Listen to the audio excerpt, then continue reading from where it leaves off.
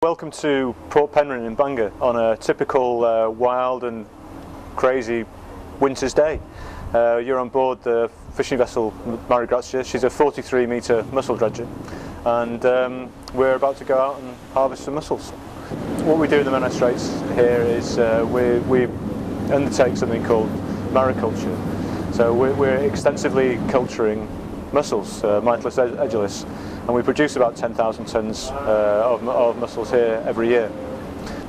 The Menai Straits has been the primary location for farming mussels in the UK for about 50 odd years now. One of the reasons it's so good at farming mussels is because of the particular geography of the area. Well, the Menai Straits is a very sort of unique type of environment. Anybody that knows their geography will appreciate that the distance between the island of Ynysmon and the mainland of Gwynedd is very slight. That means that every day here we have two tides that push extensive amounts of food down through the straits where we farm, which means the mussels that are relayed on the ground have huge amounts of food to feed on, and they grow. The straits also provide natural protection from the extreme weather conditions, such as the conditions that we're experiencing today. In areas where we don't have that sort of natural protection, the extreme weather conditions tend to displace or dislodge the mussels and basically just wash them away. They'll be pushed off their beds and pushed onto the shoreline and be subject to quite significant mortality, really. Mussel cultivation has been taking place in the Menai Straits historically for a long time. I mean, since the time of the Romans, I think people have found archaeological middens that suggest that people were consuming and probably cultivating mussels back in Roman times, or maybe before. But in this modern iteration, we've been undertaking cultivation here since 1962. We produce about 50% on average of total UK farm production in the Menai Straits. It's about 10,000 tonnes per year from a really relatively confined spatial area. It's 760 hectares in size. So we work on a three-stage cycle. So of that 760 hectares, well, 200 hectares is leased to a regulated fishery, which is not cultivated. It's a wild hand-picked fishery. So the remaining 150 hectares or so each year is utilised for either relaying seed, bringing the mussels on to half-grown, or harvesting.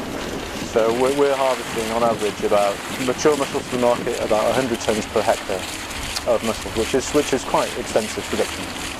We have an incentive to behave sustainably because it's a 3-year process essentially. There's no economic rationale in us behaving any other way. When we invest, I mean, this is an expensive boat. It cost £2.5 million to build. She was built really so that we could fish the mussel feed, bring them on and sell them. And it's only when we sell the mussels at the end of the process that we receive financial gain. So the incentive that is there for us to behave sustainably. We're the first enhanced fishery in the world to be certified sustainable by the Marine Stewardship Council, who are the most recognised arbiter of sustainability for marine food resources anyway. Unfortunately, like most fish products, we produce, supply an awful lot, but we don't consume very much. In the UK, we're consuming about 2,000 tonnes of live mussels every year. We're producing 5 times that amount here. So I mean, our main market really is into the continent. But one of the reasons why we haven't been able to supply mussels to the domestic market really has been sort of a risk-adverse approach that's been taken by the multiple retailers. Quite rationally, I think, to some extent, but with not a great deal of understanding about the process that takes place when you're farming anything at sea, particularly bivalves. We'll fish them, we'll land them, they'll get loaded onto a wagon, and then they'll get taken to Gylchgrawn in the south of Holland, where they're put into a depuration system and then put through a factory and packed up. That happens in Holland because they're deemed to have not only grade A water, but because the Dutch authorities have a sort of more knowledgeable, educated approach to using bivalves, for the consumption of bivalves. They consume a lot more of them. They're more risk accepting because they understand the process more. In the Menai Straits here we have what's known as grade B water, which means the water's quite clean, but it's not completely clean. The multiple retailers have taken the view in the past that if the water isn't completely clean, then the product becomes too risky for them to put on their shelves for consumers to eat, because there's a chance that people might get sick. The facts don't bear that view out. That's been historically the way that they've looked at bivalve shellfish. Mussel, oysters, the same too.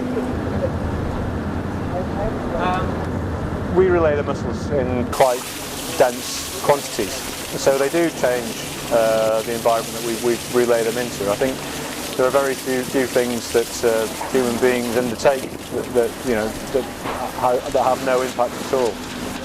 But we think that on balance, the impact is neutral or in some ways positive.